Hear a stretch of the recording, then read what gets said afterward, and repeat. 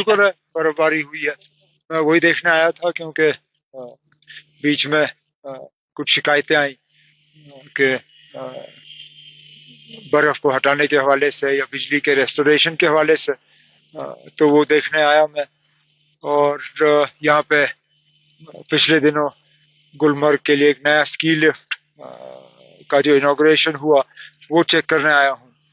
اس میں کچھ خامیاں ہیں، اب افسروں کے ساتھ بیٹھ کے ان کو اب درست کیا جا رہا ہے.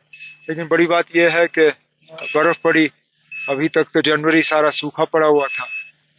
اس برف سے ایک تو ٹورزم سے ہمیں بہت فائدہ ملتا ہے کیونکہ بہت لوگ برف کا ہی انتظار کر رہے تھے، اب وہ آنا شروع کر رہے ہیں. اور گرمیوں میں اگر ہمیں یہ برف نہیں ملی ہوتی ابھی، گرمیوں میں پانی کی بہت سخت قلت رہتی. تو اللہ کا شکر ہے کہ برف باری شروع ہوئی ہے. 26-27 کو اور برف کی امید ہے اور اچھا ہے.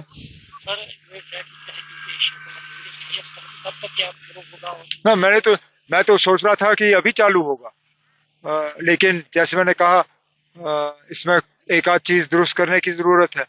تو شکر ہے میں خود آیا، نہیں تو پتہ نہیں یہ چلا پاتے بھی نہیں. لیکن میں نے ان سے کہا ہوا میرے جانے سے پہلے میں دیکھنا چاہتا ہوں کہ یہ چلے، تو میں یہاں سے ابھی ان کے پیچھے لگا ہوا ہوں. امید کرتا ہوں کہ ایک آدھ 2 گھنٹے میں یہ جو ہے استعمال کرنے کے قابل ہوگا. لیکن ابھی تک مجھے افسوس ہے کہ ابھی تک یہ کر نہیں پائے. اب ہم امید کرتے ہیں کہ کھیلو انڈیا کے ایونٹ بھی ہوں گے. ہونے چاہیے.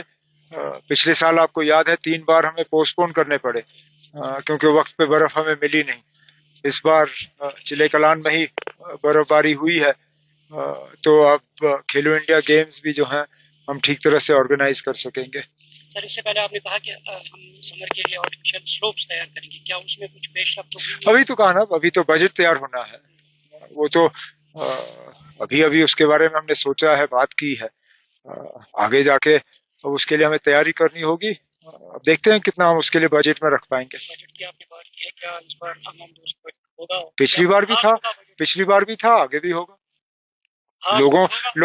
لوگوں کی بنی ہوئی حکومت ہے. پچھلی بار بھی ہم نے کئی اقدامات اٹھائے لوگوں کو ایک راحت پہنچانے کے لیے، آگے بھی کریں گے.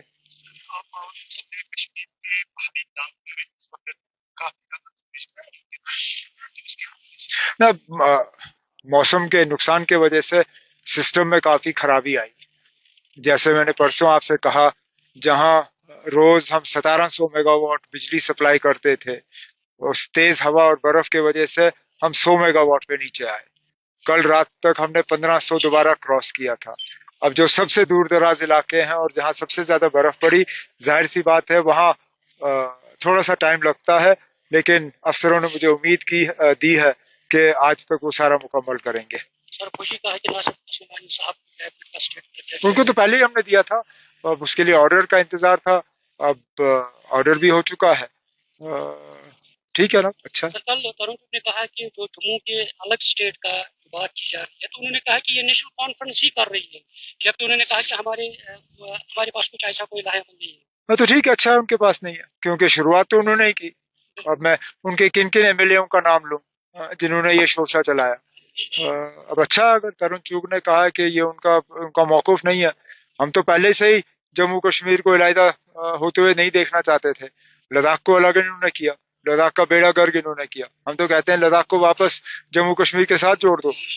یہ تو کبھی الگ ہونا ہی نہیں چاہیے تھا. ہم جموں کو بھی الگ کرنے کے حق میں نہیں تھے. یہ تو بی جے پی اور کشمیر میں ایک آدھ آپ نے دیکھا ہوگا بی جے پی کے جو دوست ہیں وہی یہ شوشا چلا رہے تھے، ہم نہیں. سول جج جو ایگزام ہوا تھا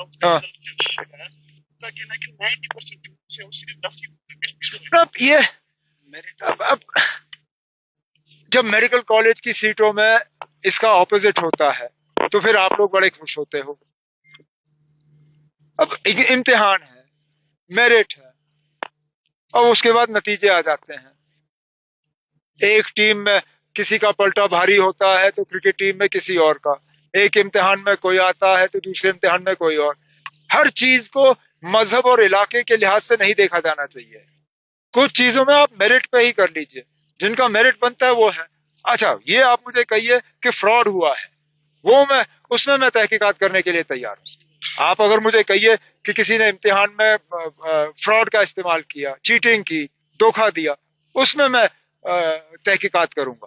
لیکن اگر کوئی محنت کر کے امتحان پاس کر گیا، اس میں آپ اعتراض کیسے کر سکتے ہو؟ یہ تو وہی سیاست ہے نا جو ہمارے بچوں کے خلاف جموں میں کیا، اور جس بنیاد پہ پھر میڈیکل کالج بند ہوا. یہ سیاست نہیں کرنی چاہیے نا. میرٹ اپنی جگہ. کوئی اگر یہ کہے کہ فراڈ ہوا ہے، مجھے فراڈ کا تھوڑا سا ثبوت دکھائیے، میں خود تحقیقات کرواؤں گا. ٹھیک ہے.